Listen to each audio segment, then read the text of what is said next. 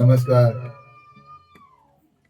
मात्र पितृवर्ग बंधू भगिनीनो, तुम्हा सर्वांना नमस्कार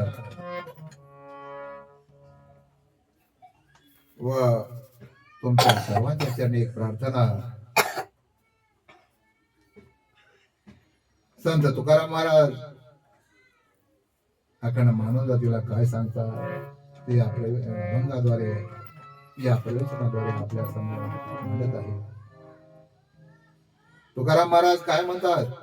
सद्गुरु सारिका सोयरा सज्जन, सद्गुरु वाचूने सापडेना सोय, सद्गुरु वाचूने सापडेना सोय, धरावे ते पाय आधी.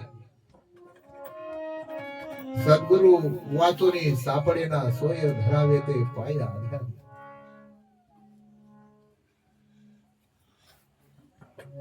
सद्गुरु शिवाय काय कळत नाही, म्हणून सद्गुरूचा पाय धरल्याशिवाय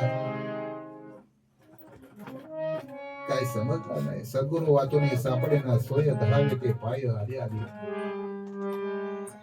सद्गुरूचा पाय धरल्याशिवाय काय कळत नाही असं तुकाराम महाराज म्हणतात. आपण सारिके करीती तात्काळ नाही, काळ वेळ तया लागे. आपल्यासारखं तात्काळ करतात,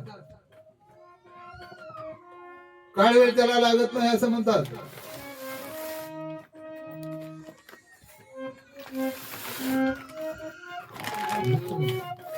आपण सारिके करीती तात्काळ नाही, काळ वेळ तया लागे. त्याला काळ वेळ काय लागत नाही.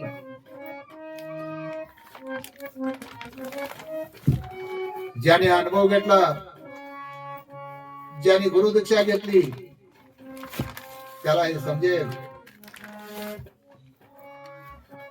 लोह परिसाची न साहे उपमा, सद्गुरु महिमा आगाधाची. लोखंडाला परीस लावल्यानंतर सोनं होतं, ती उपमा सुद्धा कमी पडते असं तुकाराम महाराज म्हणतात. आणि कशी कशा ही उपमा कमी कशी पडते?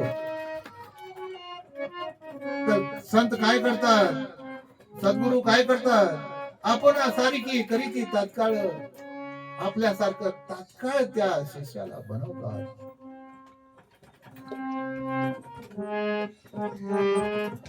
लोह परिसाची नसाही उपमा, लोखंडाला परीस लावल्यानंतर सोनं होत आहे. पण इथं कसं आहे, ही उपमा शोभत नाही म्हणतात तुकाराम. का? तर ज्यावेळी सद्गुरु त्याला ज्ञान देतात, त्यावेळी तो त्या ज्ञानाचा त्या अभ्यास करतो. ती साधना, ती उपासना करून अभ्यास करतो आणि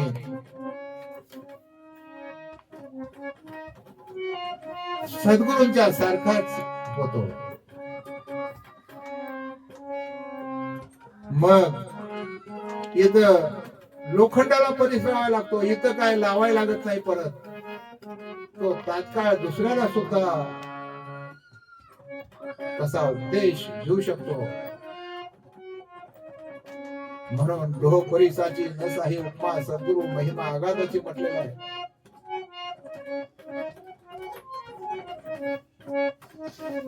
तुका म्हणे कैसे आंधळे जन,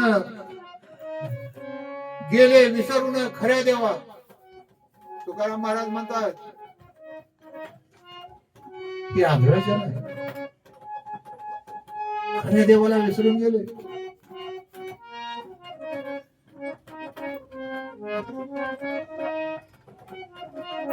का?